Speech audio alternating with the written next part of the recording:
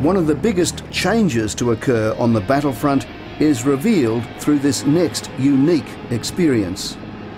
What targets are we likely to be able to prosecute today, and what effects we can achieve on the network by targeting these people. So have there been any developments? Yes. Last night we had a fair bit of information that came in that's enabled us to develop a series of mission plans, I guess you could say, that are basically sitting on the shelf waiting for this morning. So that's what we're about to see? Yes. We are entering the Special Operations Command and Control Centre to start a day with the SAS.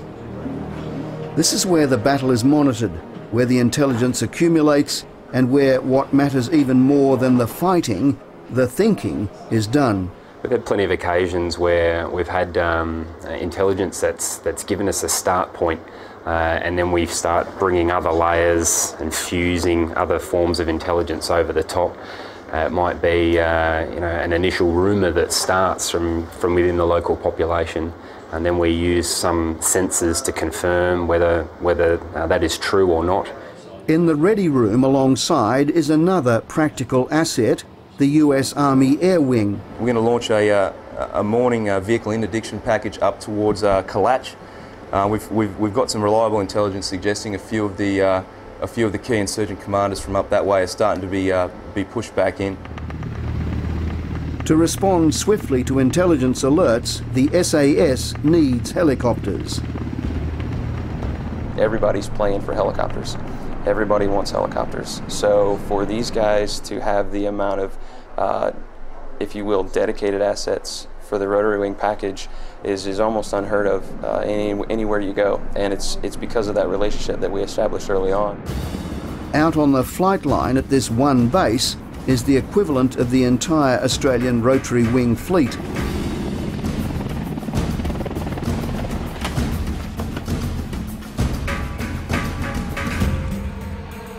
The two areas that we're focusing on is K2V and the Kalach Valley. There is reports that insurgent commanders are coming into the area, and we're going to restrict their freedom of movement by conducting vehicle interdiction along known rat lines, pretty much in this sort of area between the two valleys in this very canalised terrain. The Black Hawks will head north.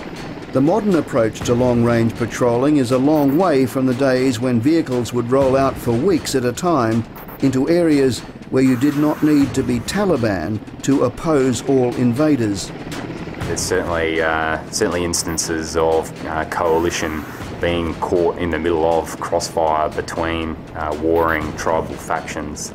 That is a feature of this battlefield, and that's what makes the job that the guys do so much more admirable.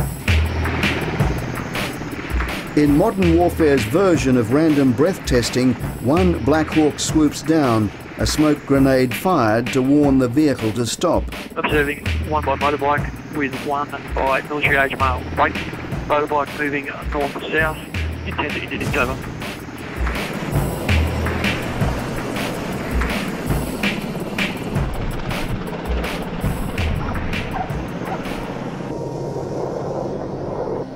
As with random breath testing, there's a lot of tedium and the occasional jackpot.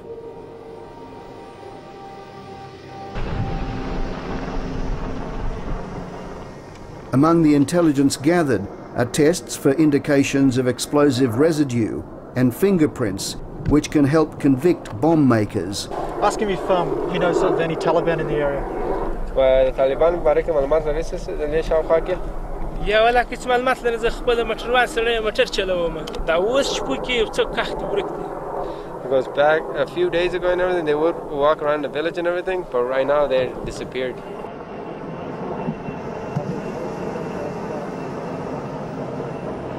The search is undertaken while a second Black Hawk with snipers at the ready hovers above. In a week of interdiction missions, one rifle is recovered, 9 suspects are detained, and 1 insurgent is killed. While the results appear slight to the SAS, there is a positive.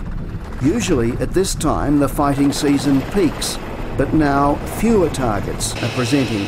Some of them are the very senior levels who feel that they've done their bit and that they have no desire to come back and risk their lives anymore. Next we go to the vexing question of trust following a series of fatal attacks on Australian soldiers by their Afghan partners.